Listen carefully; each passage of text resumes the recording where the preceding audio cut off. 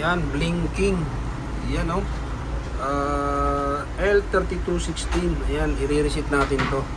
Yan, ito, na-check na natin kasi service required to sa kabilang computer. Kaya dito tayo ngayon kasi mag-video tayo. Yan.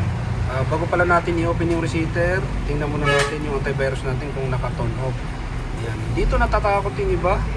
Kailangan kasi pagka ino-open yung receiver, naka-turn off lang naman yan. Ngayon pagka once na nakapag-reset, turn on nyo lang. Ito turn on lang ulit. Oh, yan oh.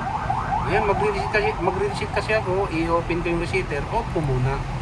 Yan, para maiwasan natin yung mga mabura yung files natin, yung receiver. Yan, open. Yan, dito tayo. 3210. 3216, sim lang naman ang ginagamit dito. Yan, yan, open natin. Yan, ayan, receiver natin. 3210, 3216, 3210 lang lagay natin. Dito, pwede nyo dito ilagay yung 3216. Yan, kaso ayan, 3210 talaga nadidetect. Ayan, okay natin. Particular. Ink. Yan, pwede nating i-check bakit blinking, di ba?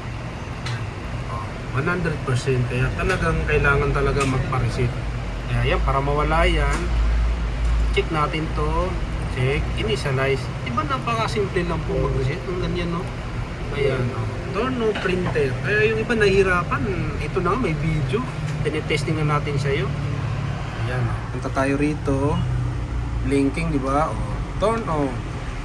Ayan, bigyan mo lang ng seconds. O, turn on. Diba, wala na. O, tapos, mag-initialize yung printer mo. O, yan. Ngayon may nagtatanong pala, isingit ko na. Minsan, nag-reset na daw sila, blinking pa rin. Dalawa lang yun. Pwedeng sira yung scanner, pwedeng paper jam, may sira yung mga sensor strip, lilinisin yun. Yan. Kaya maganda, dalhin nyo dito sa siya para ma-pre-check up natin.